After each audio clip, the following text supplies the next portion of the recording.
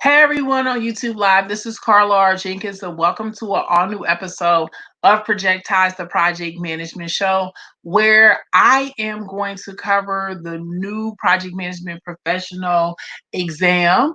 Uh, this outline will be implemented January 2nd, 2021.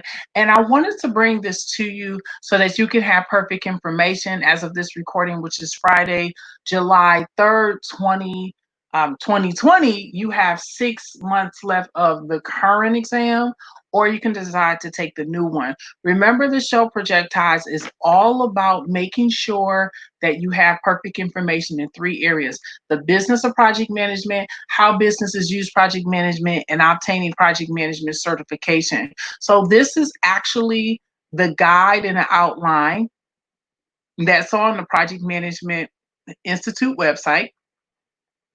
And as you can see, it says January 2021, and it was updated in May. So I want everyone to have perfect understanding of this so that you can have better knowledge.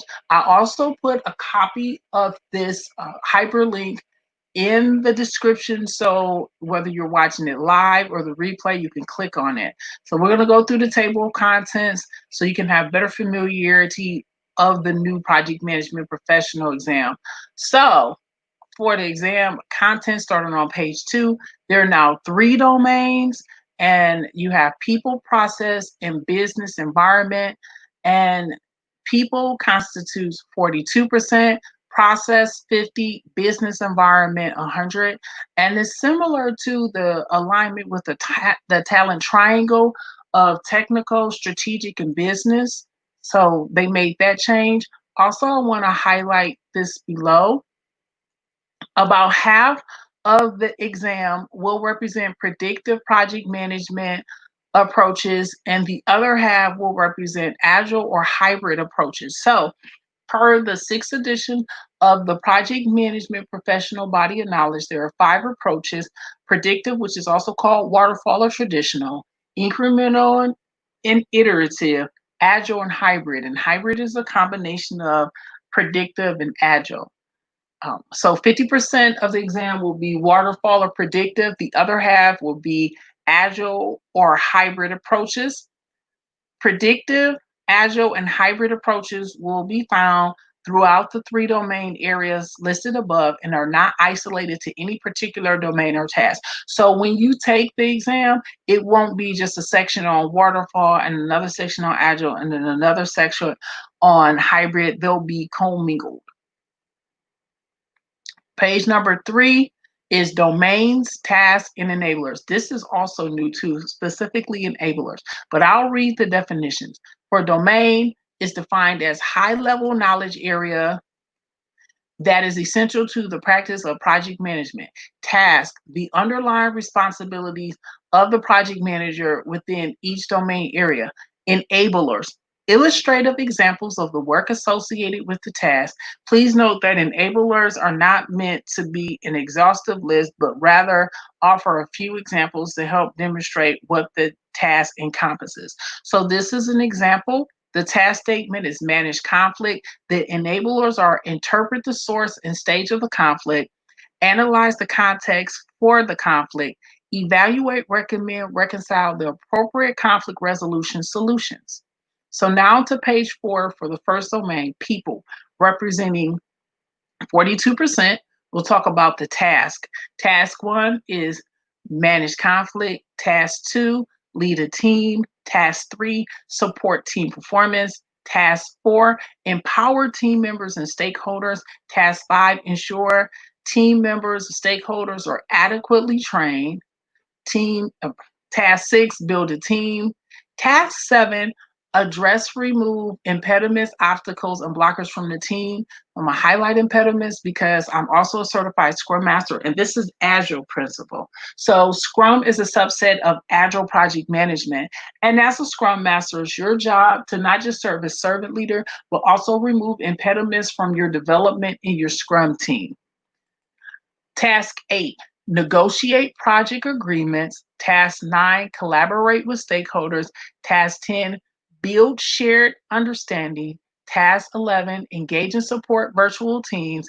Task 12, define team ground rules. Task 13, mentor relevant stakeholders. And task 14, promote team performance through the application of emotional intelligence. So that's people for 42%. Next, we're continuing on to page 7 for domain number 2, which is process, which is 50%.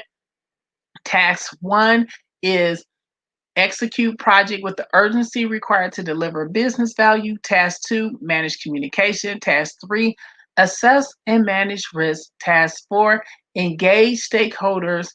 Task 5, plan and manage budget resources. Task 6, plan and manage schedule. Task 7, plan and manage quality of projects deliverables. Task 8, plan and manage scope.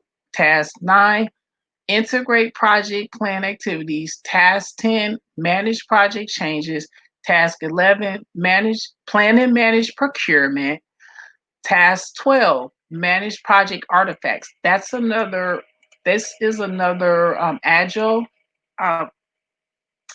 word. So I wanted to highlight that since we're doing both predictive project management, agile and hybrid.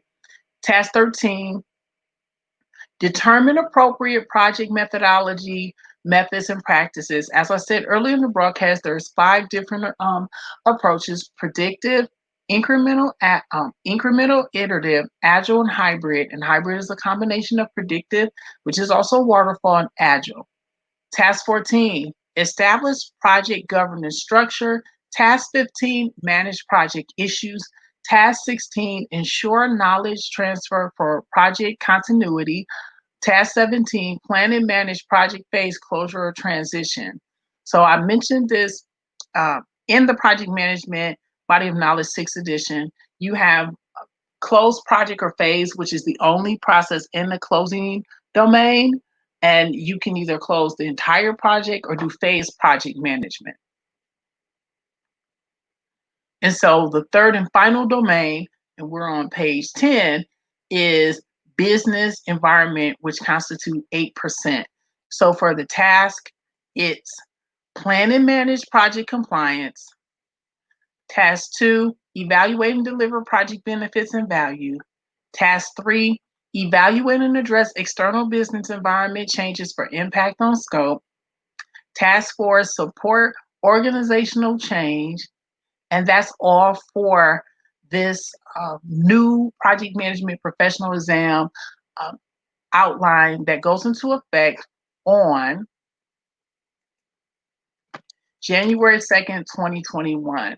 And for my show Projectized, I always want to bring you something that's new and relevant, especially as of this recording, which is January 3rd, 2020. You have 6 months to either take the current exam or this new exam. So that's why I'm using this show and dedicating this show towards this one so that people can have better information to make decisions about the next step of their career and whether they want to pursue the current project management professional exam or the new one. Remember, I put the article, and I'm going to put it again in the chat so that you can see it.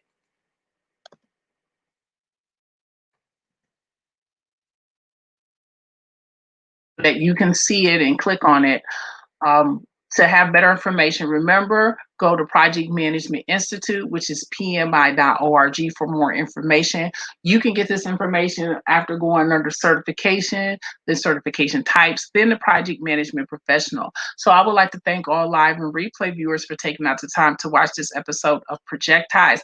If you like project management, click on the subscribe button as well as the bell icon to never miss an episode of Projectized. And I'll see everybody in the next episode of Projectized. Have a wonderful weekend. Goodbye.